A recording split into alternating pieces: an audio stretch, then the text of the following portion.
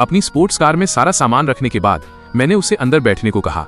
वो एक पल के लिए हिचकिचाई, लेकिन फिर पैसेंजर डोर खोला और अंदर बैठ गई। फिर मैंने उसका एड्रेस पूछा, उसने फोन लिया। उसकी छोटी उंगलियां काफी देर तक स्क्रीन पर टैप करती रहीं और आखिर में एक लोकेशन पिन पॉइंट की। ये एक पुराना नेबरहुड था, एक ऐसी जर्जर जगह जहां से मैं कभी गुजरता तक नहीं। मैंने कुछ नहीं कहा, बस कार स्टार्ट कर दी। पूरे रास्ते कार में डरावनी खामोशी थी। उसने अपना सिर नीचे झुका रखा था और अपनी शर्ट का कोना पकड़ रखा था। कार संकरी टूटी फूटी गलियों से गुजरी और आखिर में एक टेनमेंट बिल्डिंग के सामने रुकी जो ऐसी लग रही थी जैसे अभी गिर जाएगी। मैंने इंजन बंद किया और कार से ग्रोसरी बाहर ले जाने में उसकी हेल्प की। कॉरिडोर अंधेरा और नम था, जिसमें फफूंद और दूसरी अजीब बेनाम गंध भरी हुई थी। वह मुझे तीसरी मंजिल पर ले गई और उखड़ते पेंट वाला एक लकड़ी का दरवाजा खोला। चाइनीज मेडिसिन की एक तेज गंध मुझे महसूस हुई। कमरा बहुत छोटा था, इतना छोटा कि आप क्लियरली देख सकते थे कि एक खाली घर कैसा दिखता है। आज पहली बार मैंने इसे अपनी आंखों से देखा था। एक पुरानी लकड़ी की खाट पर एक दुबली पतली बूढ़ी औरत लेटी हुई थी। उन बूढ़ी औरत की आंखें बंद थीं, उनकी सांसें धीमी थीं। लड़की ने सामान नीचे रखा, बेडसाइड की तरफ दौड़ी, कुशलता से बूढ़ी औरत को कंबल ओढ़ाया। उसकी आंखें चिंता से भरी थीं। मैं समझ गया, बात ये नहीं थी कि उसके पास खाने के लिए पैसे नहीं थे, बल्कि ये थी कि उसके पास अपनी फैमिली मेंबर की बीमारी के इलाज के लिए पैसे नहीं थे। ब्रेड चुराना शायद इसलिए था क्योंकि वो बहुत भूखी थी और अपनी दादी के मेडिकल के पैसों को खर्च नहीं करना चाहती थी। फिर से वही दुख भरी कहानी। मुझे इस तरह के सीन देखना सबसे ज्यादा नापसंद है। लड़की ने अपनी दादी की देखभाल करने के बाद वो मेरे पास आई, झुककर प्रणाम किया, फिर टेबल से एक पुरानी नोटबुक ली और उस पर जल्दी से लिखा। उस पर सुंदर हैंडराइटिंग में एक लाइन लिखी थी, थैंक यू। इन सब में कितने पैसे खर्च हुए, मैं फ्यूचर में आपको जरूर वापस कर दूंगी। मुझे वो लाइन थोड़ी फनी लगी। मुझे वापस क्या दोगी? फिर से चोरी करके? मैंने कुछ नहीं कहा, बस अपना फोन निकाला और अपनी फैमिली के पर्सनल असिस्टेंट को कॉल किया। मैंने फोन पर संक्षेप में बात की। लाओ वांग, सिटी के सेंट्रल हॉस्पिटल के स्पेशल वार्ड से कांटेक्ट करने में मेरी हेल्प करो। 15 मिनट में सिटी के वेस्ट में इस टेनमेंट बिल्डिंग के एड्रेस पर एक एम्बुलेंस भेजो। वे इसे तुम्हें भेज देंगे। सारा खर्च सीधे मेरे अकाउंट में चार्ज कर देना। पूरे प्रोसेस में 1 मिनट से भी कम समय लगा। लड़की पूरी तरह दंग रह गई। उसका मुंह खुला का खुला रह गया। वो मुझे ब्लैंकली घूर रही थी।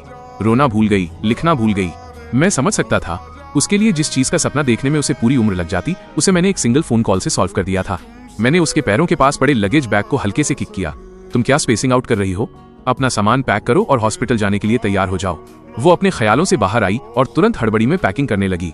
एक्चुअली पैक करने के लिए ज्यादा कुछ था नहीं, कुछ पुराने फीके कपड़े, एक इनेमल मग जिसका हैंडल टूटा हुआ था। एम्बुलेंस बहुत जल्दी आ गई। प्रोफेशनल मेडिकल स्टाफ ने सावधानी से उन बूढ़ी औरत को स्ट्रेचर पर लिटाया। शुरू से अंत तक लड़की ने मेरी शर्ट का कोना कसकर पकड़ रखा था, जैसे उसे डर हो कि मैं अचानक गायब हो जाऊंगा। हालांकि ये थोड़ा ऑकवर्ड था, लेकिन मैंने उसका हाथ पीछे नहीं हटाया।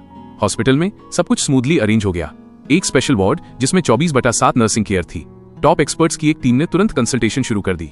मैं उस उजले और साफ हॉस्पिटल रूम के बाहर खड़ा था। अंदर बिजी डॉक्टर्स और नर्सेस को देख रहा था और बेड साइड पर उस लड़की को जो घबराई हुई और ग्रेटफुल लग रही थी। टोंग लोंग की मौत को लेकर मेरे दिल में जो थोड़ी उदासी थी, वो थोड़ी कम होती महसूस हुई। पैसे खर्च करके वाकई अच्छा मूड खरीदा जा सकता है। तभी मेरी शर्ट का कोना फिर से हल्के से खींचा गया। उसने वो फटी हुई नोटबुक मेरे सामने की जिस पर लिखा था, मैं आपकी इस मेहरबानी का बदला कैसे चुका पाऊंगी। मैंने दरवाजे के फ्रेम से टेक लगाई और उस लड़की की तरफ देखा। मैं ये नहीं कह रहा कि मुझे तुमसे बदला चाहिए। वो जल्दी में थी। उसने अपनी नोटबुक में बहुत तेजी से लिखा। उसकी हैंडराइटिंग थोड़ी मैसी थी, बहुत साफ नहीं थी। मैं आपका पैसा फ्री में नहीं ले सकती। आप एक अच्छे इंसान हैं। मैंने वे 2 शब्द देखे, अच्छे इंसान। मेरे होठों पर मुस्कुराहट और गहरी हो गई। आज के दौर में मुझ जैसे इंसान को भी एक अच्छा इंसान माना जा सकता है। पैसा होना वाकई बहुत अच्छी बात है।